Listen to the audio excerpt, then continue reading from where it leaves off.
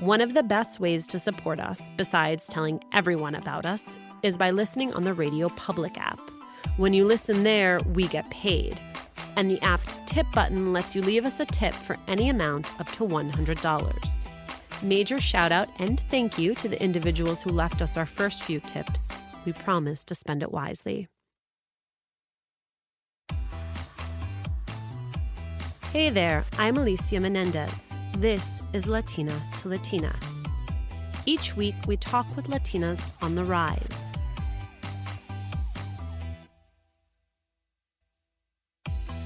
Hello from Stephanie Beatriz's house. Today I'm talking with the actor and Brooklyn Nine-Nine star about landing one of the best roles on television and almost losing it, her recent wedding, and how she's sharing her personal experiences and struggles so that others might feel less alone.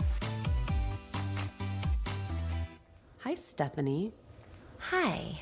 Thanks for being here in my home in Los Angeles, California. Yay, you're getting the real LA hipster Silver Lake scene right now. You're really in it. I get the sense that you are not great at being famous because most people are not like, yeah, could you just come to my house? Could you here's my cell phone, I mean, I don't know. I don't, there's I think there's different levels of fame, obviously. There's you can't go outside with someone without someone screaming your name, which is the Terry Crews level, I think. And then there's, I think, a place where actors get to where they've done some really consistently good work on, say, a sitcom, and fans of that show know who they are. And, there's sometimes when I'll meet a teenage kid who explodes into tears and is really excited to see me, I rarely get recognized. I would define myself as a character actress more than anything else because I find that I really transform in the roles that I'm in. I'm not at a level yet where I can choose my own projects or I can walk into a room and have people know that I'm a quote-unquote bankable actress, oh, let's definitely give her this role because, she brings X amount of money to the box office. I'm not there yet. I would love to be there because I think once I'm there, then there's going to be all sorts of wonderful things that will happen from that. You live in Los Angeles, in this beautiful home. You have a husband. Mm-hmm. You have steady employment as an actor. Is this what you thought your life was going to be? Yeah. Not the husband part. I don't think I ever thought I was going to get married, but I have had this conversation with an artist friend of mine who she was sort of finding her way to her art and asked me, how do you know that this is the thing that you're supposed to do? And I was like, I don't know how I know, but it feels like some kind of vocation. It feels like a calling. You are good at telling stories. It's the best thing that you can offer the planet. Your voice, your view of the world adds something to the roles that you want to play. The way that you see things is important. And somehow you're open enough to be a channel for these characters that you aren't these people, but somehow you're open enough to channel them. And it's not something I take for granted. It's not something I take lightly either. But it does feel like, I don't know, it just feels like you're not, I don't know how to do anything else, And I just feel like I am supposed to be a part of it in whatever way, shape, or form. I feel really lucky that I am on a television show, a regular on a series. That is something that I always dreamed of, but I don't know if I was it's definitely gonna happen. I wasn't I don't know, starry-eyed enough to just be it's gonna happen and I'm gonna move to LA and it's all gonna happen, because it is a really competitive industry and there are still dreams that I have that haven't happened yet. But that doesn't mean that I'm not interested in staying in the middle of where I am right now and realizing this moment right now, this is also what you dreamed of 10 years ago. So don't miss it while it's happening because you're well, I still have to, I still want to do this and X and Y and Z. And when is it all going to happen? It's well, someday you're going to look back and be oh, remember when I was sitting on my couch doing that podcast, dreaming about all that stuff? It was like everything. I didn't want to do anything else. I want to go back because there are things in your story that I've never been able to riddle out, so you can tell me, which is your dad's Colombian. Yes. Your mom's Bolivian. Yes. But they have you in Argentina. Yes. Why? So my dad was a chemical engineer for a big corporation when I was a baby, when he met my mom. And then he met my mom. They were traveling around. He would travel. A lot of times the company would send him forward to kind of scout where they should be basically fracking.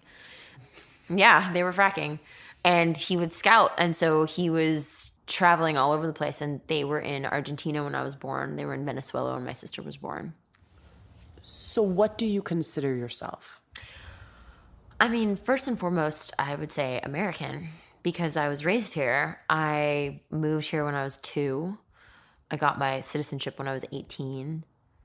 After that, I would say probably a pretty even mix of Mexican American, even though I'm not Mexican at all, but I was raised around a lot of Mexican culture. And so I connect with it really deeply, especially the iconography and the art.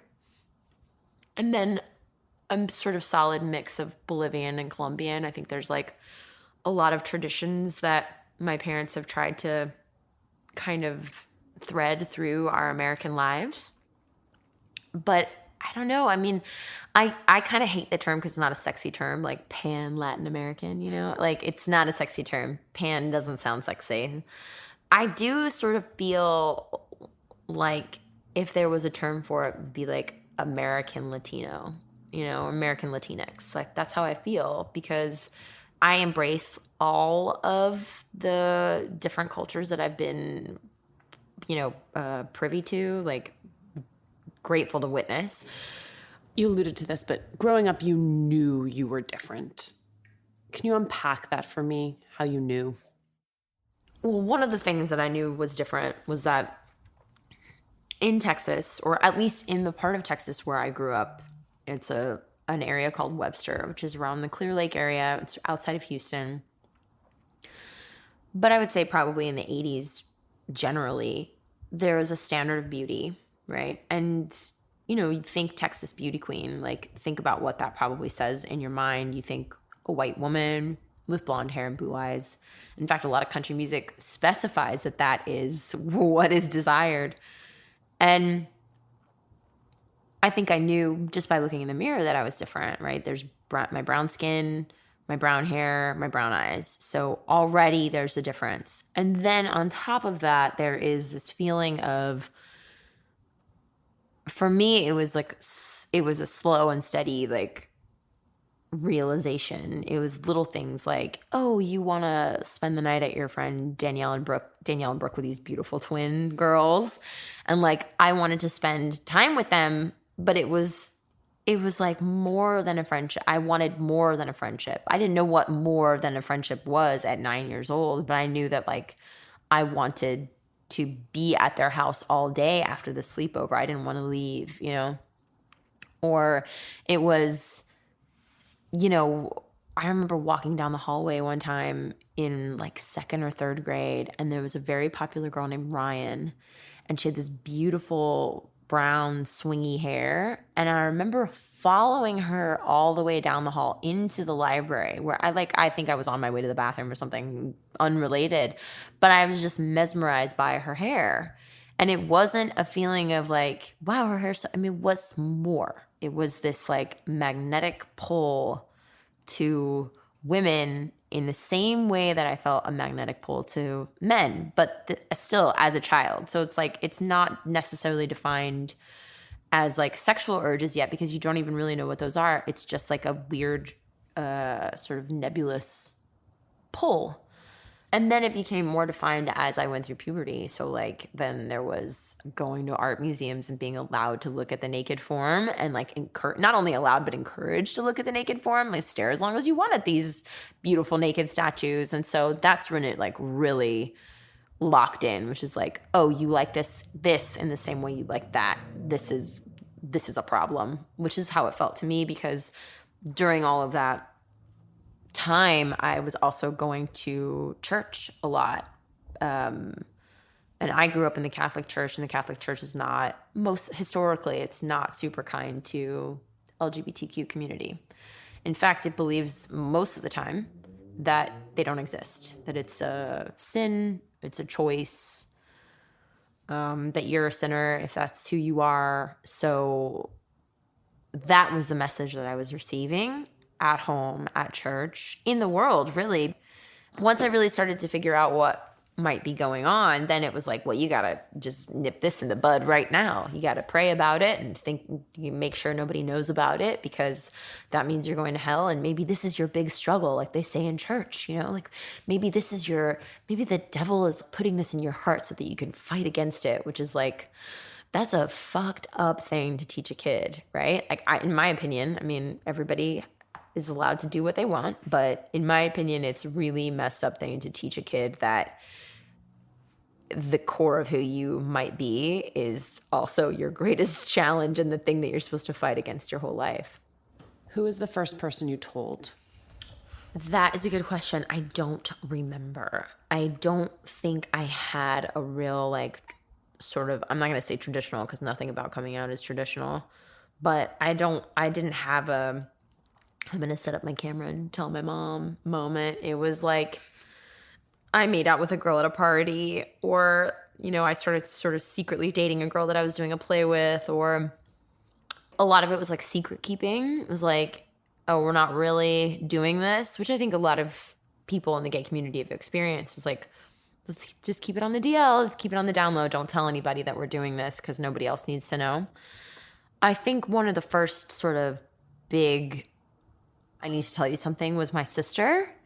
And at the time, the only response I got was, well, don't tell mom and dad unless it's like really serious. We don't need to upset them, or, you know how they're going to be. And that was really painful to hear, even though she was right. It wasn't the response that I don't know what would have been a perfect response, though. I mean, I think what would have been a perfect response is the words that our writers put into Rose's mouth on that episode, which is like, I love you no matter what. So if anyone's listening and has anybody that's going to come out to them, that's the perfect response. That was like maybe the first kind of like, hey, this is a thing. I'm bisexual, The relationship that I'm in right now, I think there have been fans of the show that have said like, well, so that was a phase. So that was just like a phase that you were by. And it's like, well, no, because your sexuality doesn't die once you decide to have a monogamous partner. I mean, if it does, I'm so sorry for you. And maybe like think about leaving that partnership, but it doesn't end, right? Sexuality is a constantly changing, evolving, growing thing, and it's always alive. And so even though I'm committed to a heterosexual man for the rest of my life, my sexuality hasn't changed. I am still bisexual. I'm still queer. And that is what's really hard for people to kind of put together in their minds, especially, again, if they don't know people that are LGBTQ, or if they don't want to have those conversations. If they're not open to having those conversations, then they're not going to grow and learn anything about that, which is why I've chosen to be hella open about it, because I'm hoping that openness creates like ripples, and that maybe someone gets interested, or maybe someone reads an article, or maybe someone has a conversation with a friend and doesn't understand it and wants to know more, So you said you never thought you'd get married. Mm-hmm. What changed? Well, I grew up in a kind of tumultuous household. My parents, now I would say they have a functioning marriage, but when I was a kid and an adolescent, they didn't. And I'll be very honest with them about that too. It was awful. It was just constantly an upheaval and an emotional sort of like minefield and madhouse. And I was not interested in having that at all. It's like, nope, I'm not going to do that to myself. I'm definitely not going to do that to a kid. I'm never going to have kids. And that was my mantra forever. I did not want to have kids. I did not want to get married. And then about 10, maybe 11 years ago, I met a partner who at the time really like brought out a lot of new things in my personality and made me feel sort of more self-assured in the world. And in the middle of that relationship, I sort of started thinking, well, gosh, maybe I do want to get married. Maybe this is a thing that I want. And then I kind of I would say like begged and berated that partner and really tried to get that, because I think at the time I saw it as like a form of consistency in a very inconsistent world. And luckily that partner did not want to marry me. So that kind of became a point of contention between the two of us, and then we broke up. And then I did this film, Light of the Moon, and everyone doing the film sort of had these like incredible lives and were just doing taking these incredible acting classes or traveling to these amazing places and doing all these things. And I was like, oh my gosh, I feel like I've been stunting myself. Like, I feel like I've been waiting for something to come and not going after it myself, you know? And then it made me think like, well, what are the adventures that I'm like drawn to? What is the thing that I want? And part of what started coming up was like, I want to find a partnership in which like I feel lifted up by it, you know? I don't know if I can find that or not, but maybe I can. And I think I maybe want to have kids, you know? I think that might be something that I want to have the experience of and be able to give a kid the things that I didn't, not just like monetarily, but like the household that I didn't have, or the you know, it's like, I mean, I think it's also part of getting older. You're just like, whoa, maybe I should add to this world in a different way.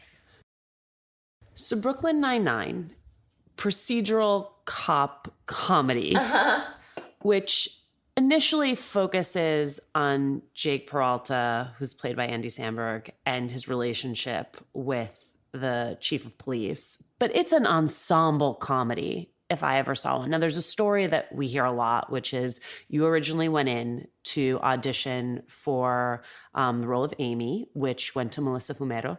And there was another role that was her name Laura? Lauren was her originally? Megan.